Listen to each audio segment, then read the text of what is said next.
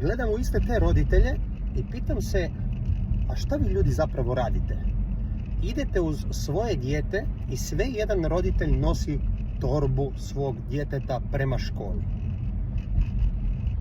Pitam se neko će reći pa teške su torbe, slažem se, nisu lagane.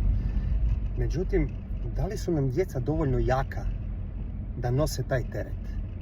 To je sa 7 godina torba, sa 10 će biti isto ta torba, možda i nešto više, neke veće brige, jel tako?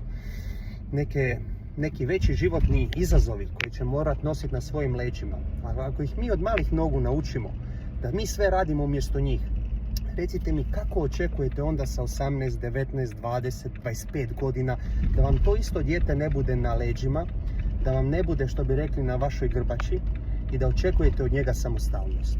Dajte malo pišite mi baš ovdje, baš me zanima vaše mišljenje, šta vi mislite o tome.